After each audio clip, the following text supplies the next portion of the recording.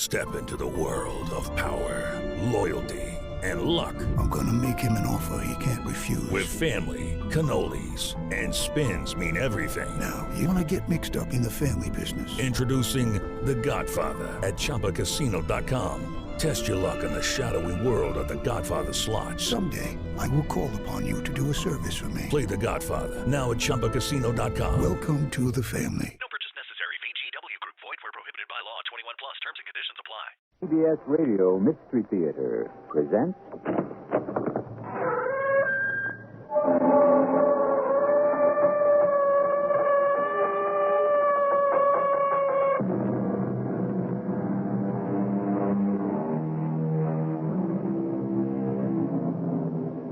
Come in. Welcome. I'm E.G. Marshall. Many choose to see life as a comedy. Others see life more as a tragedy. But in truth, life, with all its strange twists and turnings, is probably best seen as a mystery. How else to respond to our complex human dramas, those hard-to-accept sequences of events and emotions that seem, quite frankly, unbelievable, until someone appears bearing proof that, yes, this too actually happened. Each human life holds its own share of mystery. Who is this waiting at my door? Master Deville. Oh, sir, I didn't think you'd come. Come in. Come in, my good man. Come in. Thank you. Sit down. A man of your years has no need to stand in my presence. Now then, to whom do I have the honor of speaking? To Colonel Chabert. Which colonel? Colonel Roland Chabert, who died at Eylau.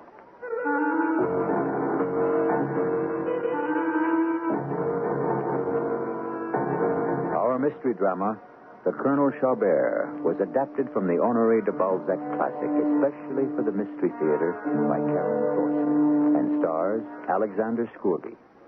It is sponsored in part by Buick Motor Division and X-Lax. I'll be back shortly with Act One.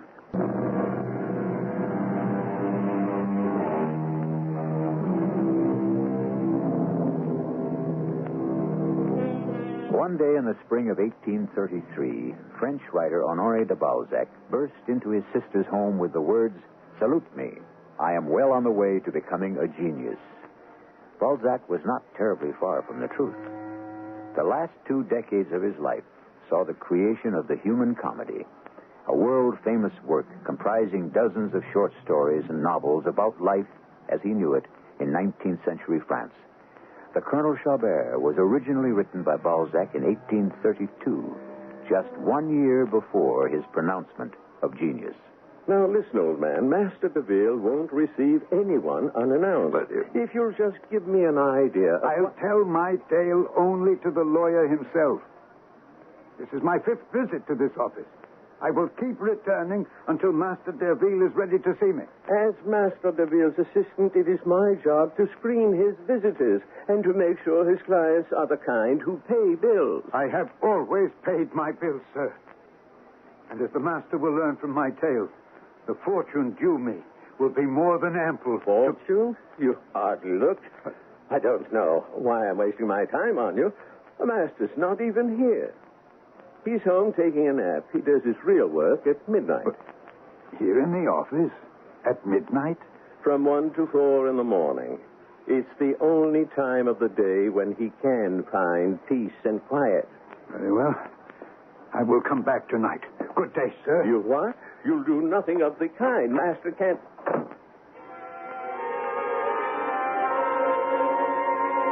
Who is this waiting at my door? Master Deville, I didn't think you'd really come at this hour. Your assistant said midnight. Come in. Come in. Calm yourself. Thank you. Now then, sit down. A man of your years has no need to stand in my presence. Now, to whom do I have the honor of speaking? To Colonel Chabert. Which colonel? Colonel Roland Chabert, who died at Eylau. What? That's... Sir, I would like to tell you my tale. You're here, and I'll listen.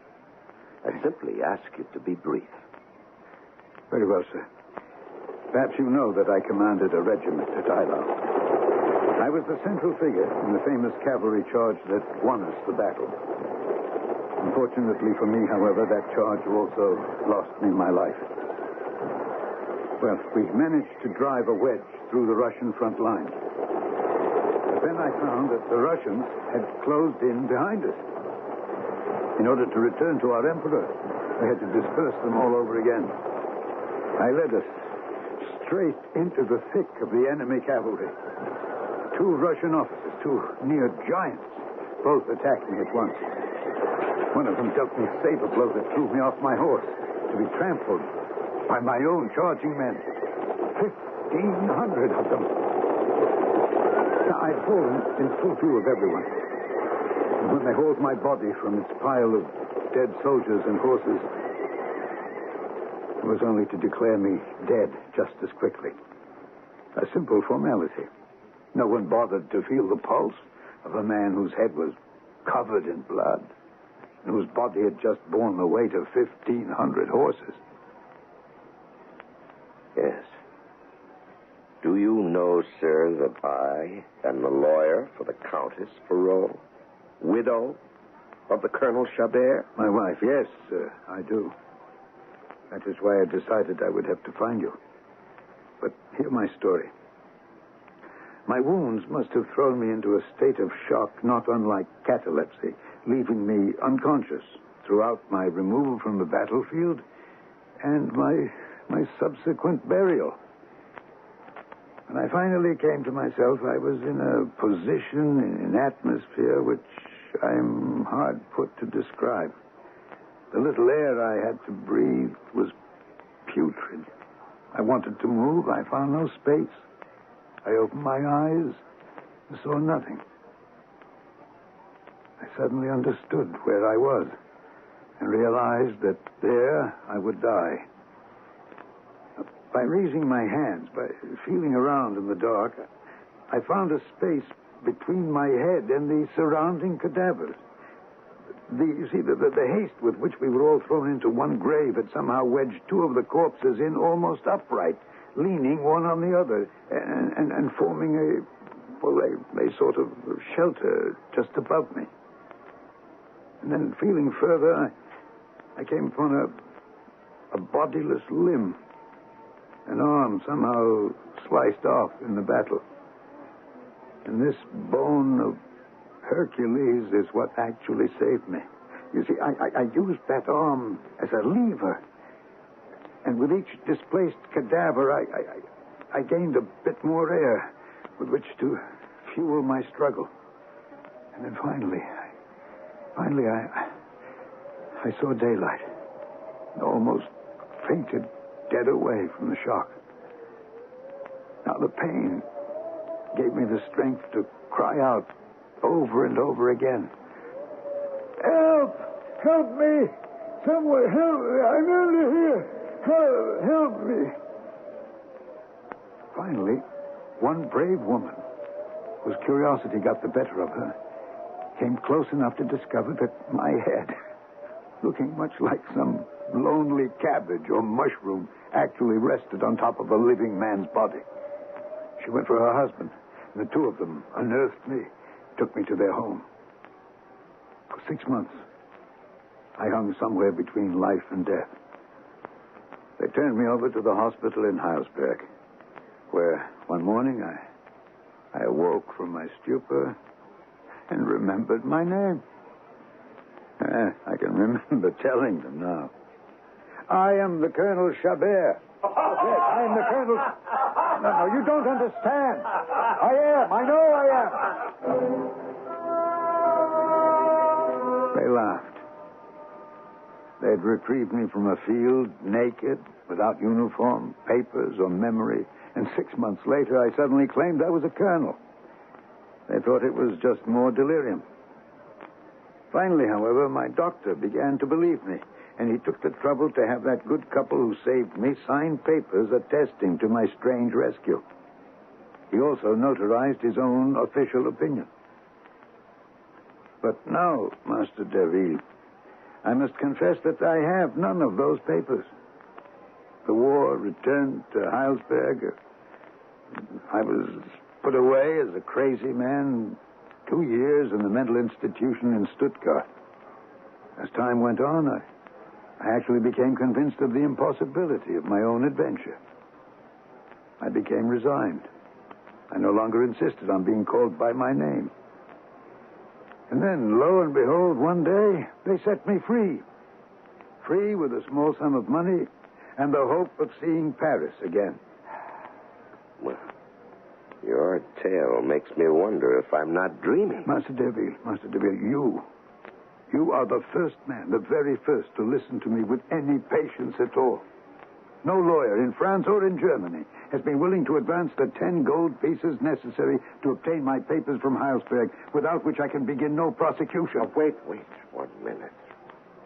What prosecution? But, monsieur, is not the Countess Ferraud my wife?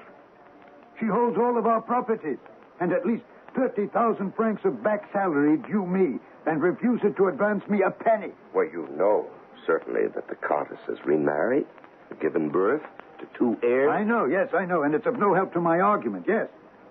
One after another, the lawyers lead me to the door, either with a glacial politeness or with outright brutality. They take me for an impostor or a fool. I will begin the necessary investigations and send away for your papers. And until their arrival, I will advance you some money to live on. If you are indeed the Colonel Chabert, you will understand the modesty of a loan from a man who has yet to make his fortune. Now, please continue. No, where was I? In Stuttgart. Oh, yeah. You had just been released from the mental hospital.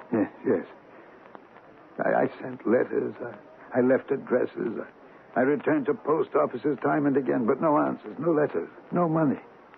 My wife showed no sign of life. I finally made it back to Paris.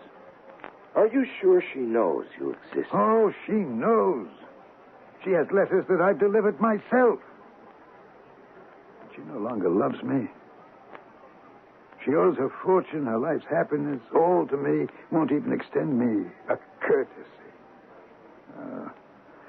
Sometimes I just don't know what will become of me. Well, now, the affair is serious indeed. Even allowing for the authenticity of those papers you say are in Germany. They are. I have no guarantee of success. A compromise. What? A compromise might be the wisest of actions. A compromise? Yes. Am I living or dead? Now, my dear sir, if you want me as counsel, you'll have to trust my advice. I can assure you, your cause will be my cause. While applying energies in your behalf, I'll advance you money to live on. Now, here is a note for my accountant. He'll give you 50 francs every 10 days. That's wiser that you're not seen on these premises. Oh, Master Deville. If you are the Colonel Chabert, you owe thanks to no man. I advance these sums to you in the form of a loan, payable when your fortune is regained. All this is almost too much. No, all right. Will you give me that doctor's name and address? Yes. Or wherever it is, I must write in order to recover your papers? Yes, here. It's all written right here. All right. There. It's all on that piece of paper. Dr. Hartz, Hildegast, 122 Kirchenstrasse. Yes. All right. Seems in order. And this is your address here in Paris? Yes. Fine. Very well. I'll be in touch with you as soon as I have any news. Right now, I'm afraid I must ask you... Of course. Okay, yes, thank you. I'm leaving now. Oh, and take these. They will tide you over until you see my accountant. Oh, my faith, Master Deville, After the Emperor, you're the man to whom I'll owe the most in my life. You're a brave, kind... Don't talk about the Emperor now. Those days are gone. Now go, and Godspeed.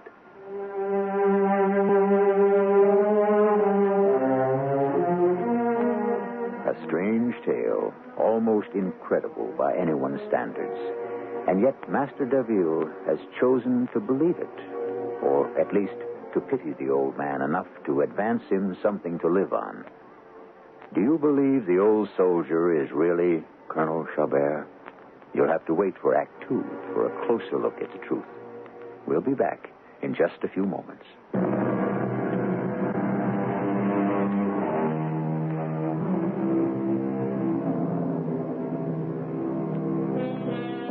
Society is ordered, as Balzac once wrote, by 3 different professionals: priests, doctors, and lawyers. One guards the soul, one the body, one the pocketbook. And the unhappiest of these, maintained Balzac, is the lawyer.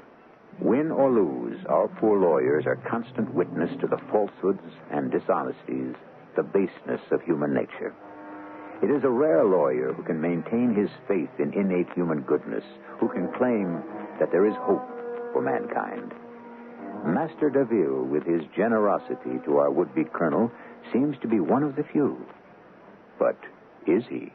I say, Master Deville, what's this bill from your accountant for 600 francs? I don't recall. Oh, yes, I'd almost forgotten that case. Thanks for reminding me, Blanchet.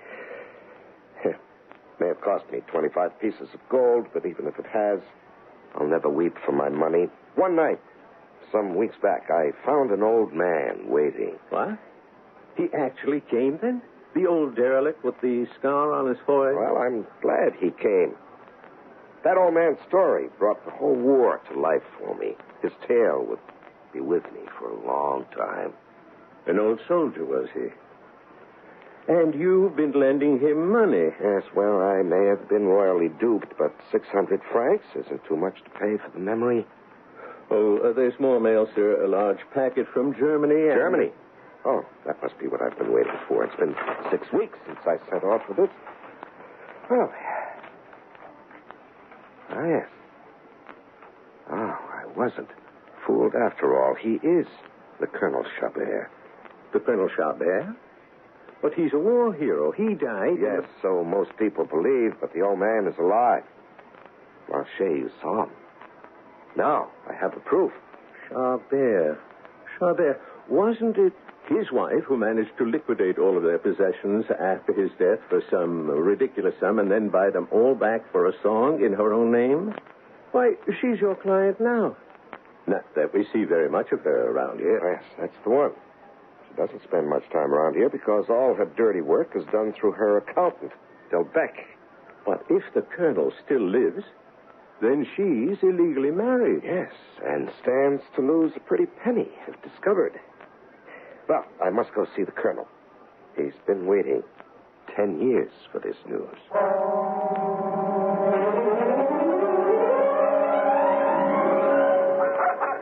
Hello? Hello? Anyone home? Hello? Here, Master Deville. Oh, Colonel. It is you. I heard your voice, but I couldn't... Well, I was beginning to think I'd never hear from you. Oh, my dear Colonel. Oh, my. To think that the man who won the Battle of Harlow lives in such... Colonel, then you believe that... Master Deville, have my papers come then? Yes, your papers have come, and they confirm all that you told me. I have no doubt that you are the Colonel Chabert. The struggle finally ends. Yes, but why didn't you write? I would have come at once. This is no place for a man of your standing. The news is too good to delay. Colonel, is there any place we might sit down and talk? Well, of course. I apologize for the mud. The courtyard isn't very well drained. Do step this way. There's solid ground over here. Oh, yes. Yeah, in here. These are my quarters. Oh. I don't mean to embarrass you, Colonel, but surely with the funds I advance you could have found better lodgings than this. A straw bed, a dirt No, floor. please, Master, I can explain. It's true, these surroundings are not exactly luxurious, but those who lodge me have done so for a year out of kindness, long before I could pay them a franc. I won't walk out on them now, just because my fortunes improve. Besides, I'm in the midst of teaching their children how to read. But with your money, Colonel, they could have at least lodged you better. Oh, this is the best room they have. You know, my friends have years of work ahead before they'll pay off this dairy farm. That is, until I recover my fortune, which won't be long now, will it, Master? I must remind you, Colonel, that your affair is extremely complex. What, to me, it seems perfectly simple. I was thought dead, but here I stand. Give me back my wife and fortune. Give me my general's title. My dear Colonel, as I tried to tell you once before, things are not all that simple in the judicial world. Compromise is the best course for both of you. No. Now, I'm going to see the Countess today to see exactly what she'll settle for, but I can't go without your consent. Well, let's both go. The two of us. In the shape that you're in, Colonel, you'd risk losing the entire case. Now, take courage, please. The final solution will work out in your best interest, believe me. You must trust me to choose that which is most to your benefit. I'll do as you see fit. So I shall. I will resolve this whole thing amicably, arrange annulment of both the Death Act and your marriage, will restore all your rights, Colonel. You'll be called General, not Colonel, and start receiving a sizable pension.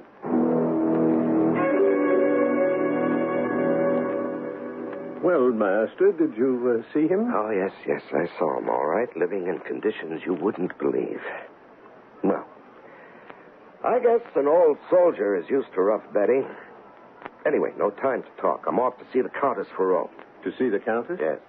Oh, you might want to glance at these files before you go. I pulled some information together while you were off seeing the Colonel. Oh, you're a good man, Blanchet. Let's see what you've gathered. Mostly information on Delbecq, her accountant. He's a real scoundrel, that one. Then there's also this thing on her husband, the Count, who is repeatedly frustrated in his attempts to win a seat in the Senate. Oh? Apparently, money and title haven't sufficed, and rumor has it that his wife's lack of education and background are what's holding him back. Ah, that's it, Blanchet. There we have it. I needed some kind of leverage, a threat of sorts that would bring her around to our way of thinking. I don't quite see your meaning, sir. It's quite simple, Blanchet. We persuade the Countess that the Count would be delighted to be freed of his marriage to marry some well-placed senator's daughter.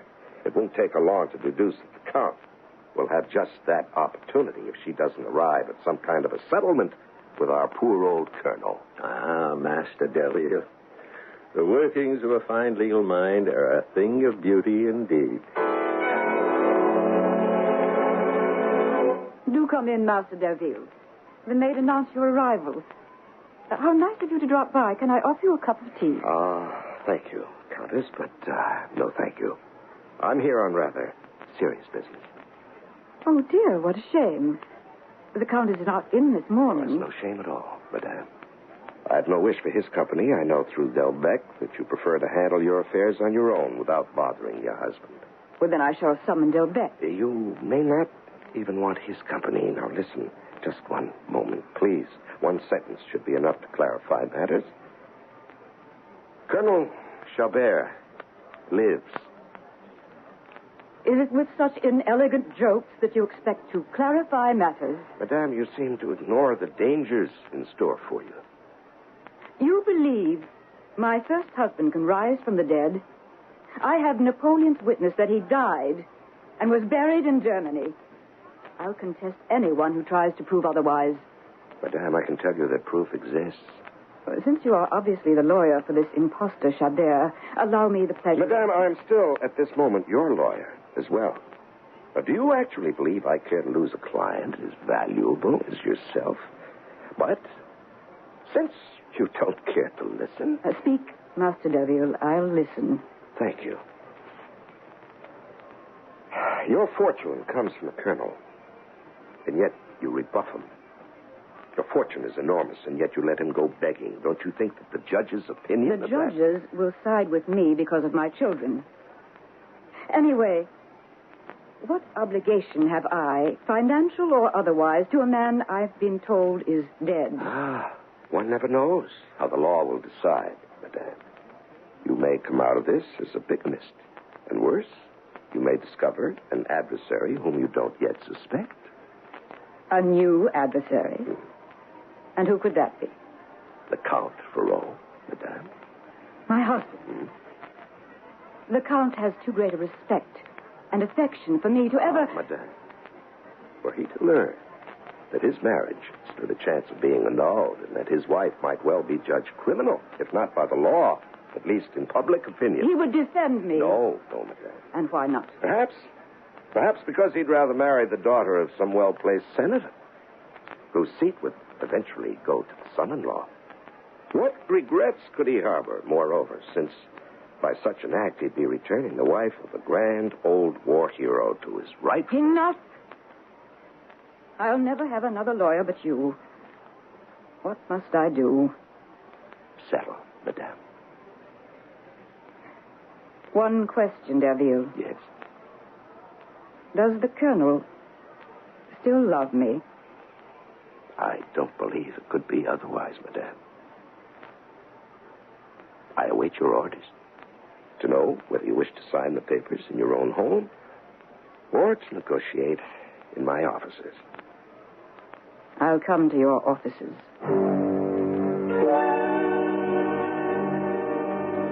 Oh, madame, how good of you to come. Where's the Colonel? I did not know whether or not his presence might be painful to you, so I took the liberty of placing him in an adjoining chamber. I will act as your go-between as you discuss the papers I've drawn up, point by point. Let us proceed. I will read. The first article recognizes, as will be witnessed by 3 witnesses sworn to secrecy, the annulment of the death act of the Colonel. The second article recognizes his agreement not to make use of any of his claims against you and his intention to seek an annulment of your marriage. And the third... That won't do at all, Deville. I will not have any part of any court proceedings.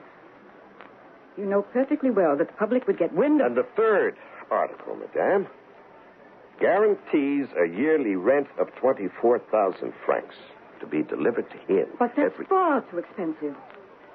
Do you really think you can get better terms? Perhaps. And those terms would be? I want no public judgment. You want the Colonel to stay dead? Master Deville, if it costs 24,000 francs yearly to keep him dead, then I'll see him in court. But... You'll see him right now. Too expensive, am I? I've given you nearly $1 million and still you quibble over pennies. All right, then. Now I want your fortune and you. Our marriage is not yet annulled and never shall be. But this man isn't the Colonel. Not the Colonel, eh? Perhaps you need some proof. Where was it I found you?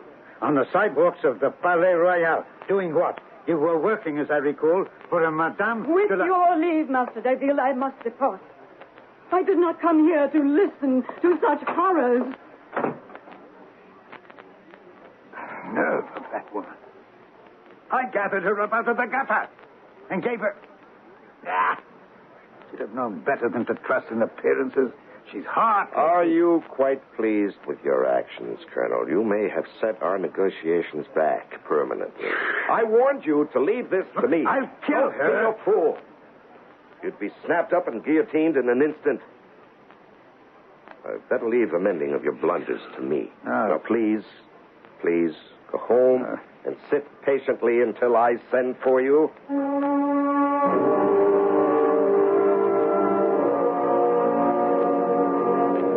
Once enmeshed in a mystery, in the complexities of any highly keyed human drama, it's very difficult to separate emotion from reason. The events sweep you along faster than you can possibly think. Our poor Colonel Chabert is so emotionally involved in his own crisis that he's doing himself more harm than good. Has he the wisdom, the self-discipline to sit back and let Master Deville handle everything for him? And should he? We'll return shortly with our final act.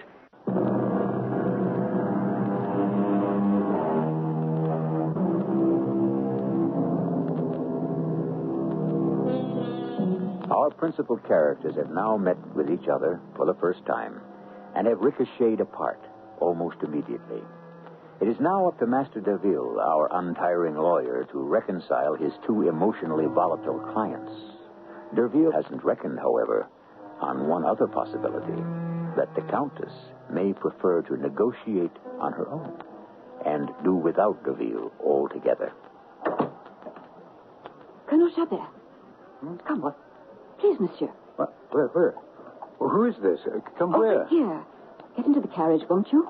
But this is your carriage, not mine. I don't... Roland. Roland, please do get in. Driver, Rollet, please. Well. So here we are again, Roland. After all this time.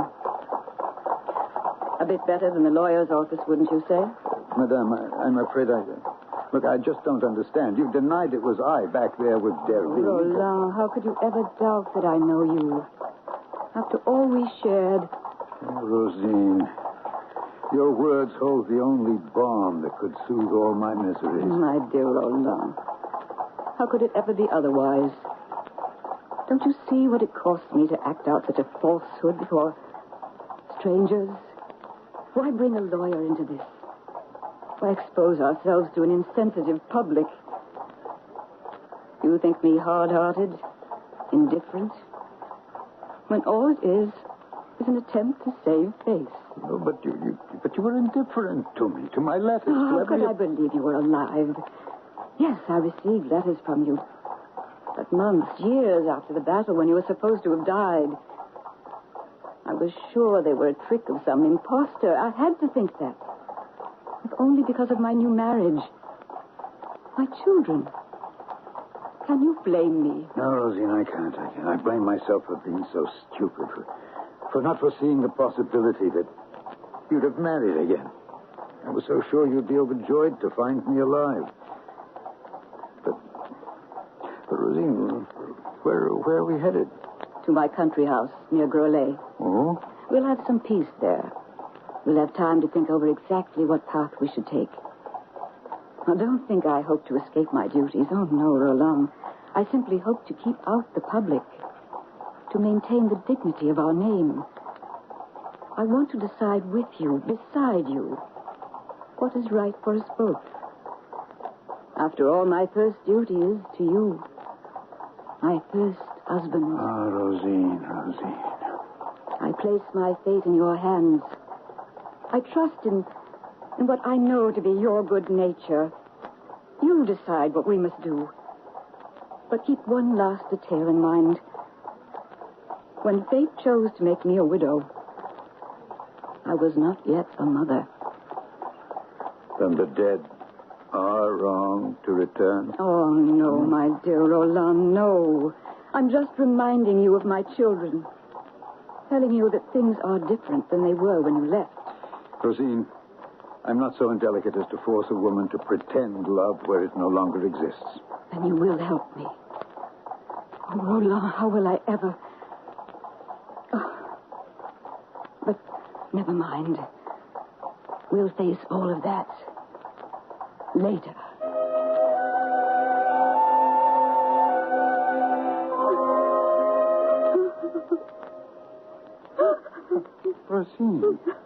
Rosine, what's the matter? What's wrong? Nothing. An hour ago when I left you, you were laughing, and now I find you in tears. What on earth could have happened? Nothing. But you can't be crying over nothing. Look, is it something I've done? Our last 2 days have been absolutely idyllic, so happy. Well, what could make you cry when everything is going so well? I wish I were dead. Dead? Rosine, what on earth is the matter? Just leave me alone. My situation is more than a human being can bear. Please, tell me what's wrong. It's my husband. What? How can I ever call him that name in your presence? Of course you must call him your husband. He's the father of your children, is he not? Now, please don't worry about hurting my feelings. Just tell me what troubles you. It's just that my husband... Don't you see? If my husband, the Count, ever asks where I've been, if he ever discovers that I've been staying here with some stranger... But I'm no stranger. Anyway, we've done no wrong. And how is he to know that? What on earth can I tell him? Oh, Roland, there's no hope for me. I must resign myself. My dearest, you know I've resolved to sacrifice myself to your happiness. It's impossible. I know it's too much to ask of you. No, what is too much to ask? Haven't we agreed that How can I ask you to renounce your identity? To deny your whole life? What? To simply sign it away? Sign it away? No. Isn't my word good enough for you? How can I hope for such a sacrifice? You'd be giving your whole life for me daily, for the rest of your days. But No, it's impossible. But, Rosine, can't you simply accept my promise of silence and let me live my days away here in your little country house? I don't need much, a little tobacco, the newspaper. Live here? No, but you can't. Oh, never mind. Just do as you wish. Make your arrangements with my accountant, Delbecq, when he comes tomorrow. I can't bear to think about this anymore. Well, Delbecq, did he sign? No, madame. I don't even understand quite what happened. He took one look at the papers, and, well, the old horse reared up and ran away. I might have known he wouldn't go through with it. We'll just have to ship him off to some hospital. There are plenty of doctors who'll declare him insane with no trouble at all. Insane, is it? I'll show you who's crazy. I'll show you what an old horse can do. Get out, Delbecq. Get out. I have something to say to Madame. Madame, You may go, Delbecq. I'll be close by if you need me. I'll go in a minute. I have no desire to stay in your company any longer than necessary. I simply wanted to tell you that I bless the stroke of fate that drove us apart. I not only no longer love you, I have no taste even for vengeance. I don't curse you. I quite simply despise you. I want nothing from you. You have my word that I'll never again seek to claim the name of Chabert. It's part of a past I've no longer any desire to recall.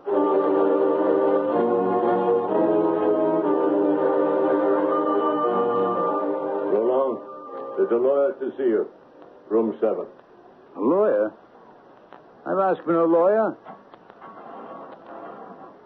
Mr. Roller, Colonel Chabert. That it is you. I knew it. Even from the back of the courtroom, I recognized you. I just had to come down here and see if it really was you. Why did you disappear as you did? Where have you been all these months? Oh, it's Master Deville, isn't it? Yes. How nice of you to come and visit. I think they put me away for good this time. Too many vagrancy charges. As I hear tell, they may send me to some old people's poorhouse. Well, how did you wind up in this place? Tale's not worth the telling. Oh, now, come now, Colonel. I remember one night when your tale kept me stunned in my chair. I remember advancing some money to you. Money I was sure that you'd eventually pay back. I never could understand why you didn't. What? But that money was supposed to have been paid. I was sure that the Countess would have at least paid for that. No. The Countess took her business elsewhere and left all your bills outstanding. Tell me this. Does the Countess still live? Yes, she still lives. Richer than ever, I might add. Oh, of course. Still married to the Count. Then your debt shall be paid. You have a piece of paper? A pen? Yes. Good.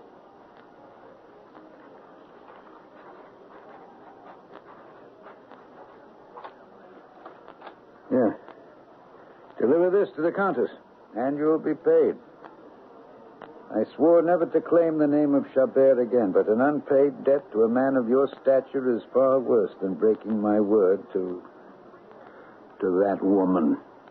Then you did make a settlement. The kind of settlement that put me back on the street and glad to be rid of her. She didn't pay you any money? I didn't want it. Not on her terms. She wanted me to sign affidavits declaring myself an imposter. Even worse, a forger. And when I refused, she threatened to put me away in a mental hospital. Yeah, she'd played on my sympathies in the most clever fashion, but she couldn't get me to the point where I'd sign documents that not only would protect her, but would probably put me in jail. It was a terrific choice. Jail or a mental hospital. I finally walked out. I prefer the street and the poorhouse over any society where the likes of her have their way. I see. And I always thought that you'd made your deal with her without me, that you just didn't care about the debt you owed me. I'll have to go now, but take that note to the Countess. You'll get paid. It says that you'll take the note on to her husband, the Count, if she doesn't. That should do it. Indeed it should.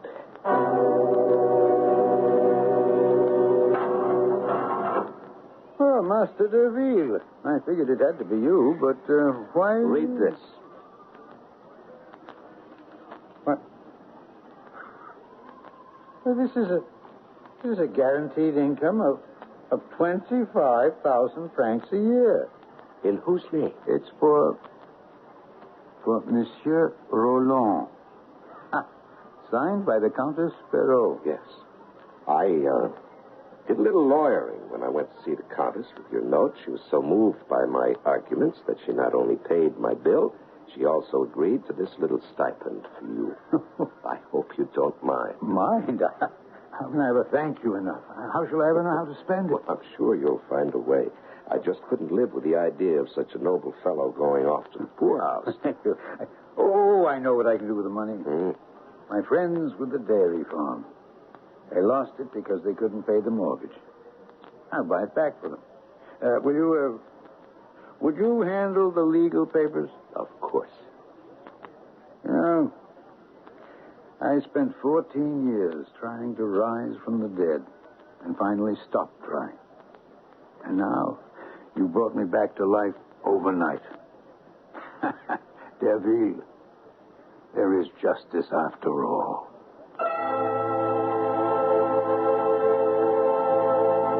There were many ways this story could have ended. Master Deville complained at one point that the Colonel's case was difficult because there was no precedent. For once, it was a legal tangle as unpredictable as our lives. Unpredictable, but satisfying. For the human instincts won out over the law books in the end. I shall return shortly.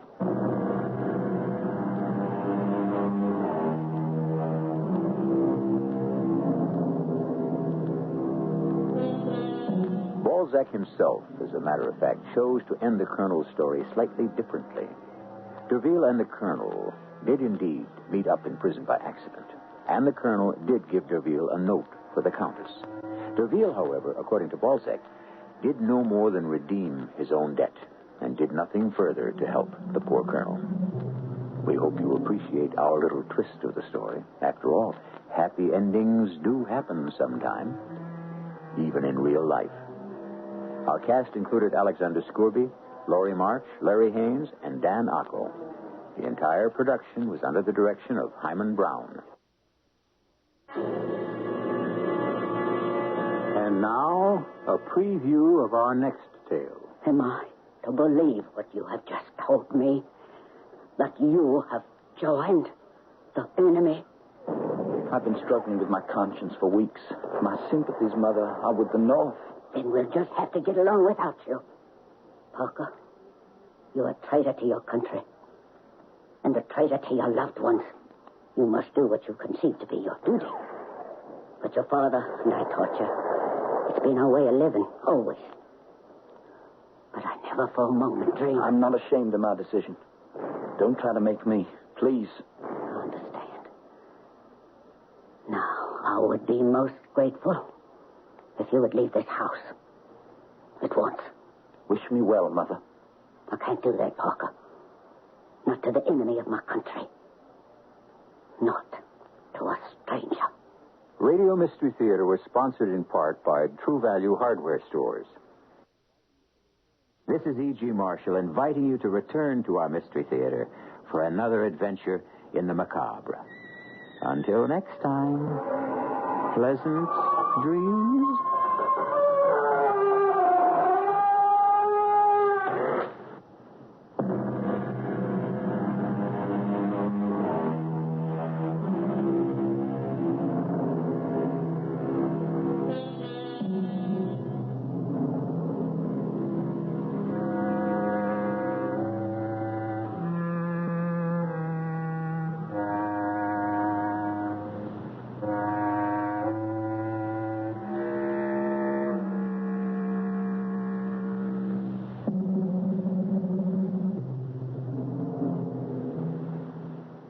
Hello, it is Ryan, and I was on a flight the other day playing one of my favorite social spin slot games on ChumbaCasino.com. I looked over at the person sitting next to me, and you know what they were doing? They were also playing Chumba Casino. Coincidence? I think not. Everybody's loving having fun with it. Chumba Casino is home to hundreds of casino-style games that you can play for free anytime, anywhere, even at 30,000 feet. So sign up now at ChumbaCasino.com to claim your free welcome bonus. That's ChumbaCasino.com and live the Chumba life. No purchase necessary. VGW. Void where prohibited by law. See terms and conditions. 18+.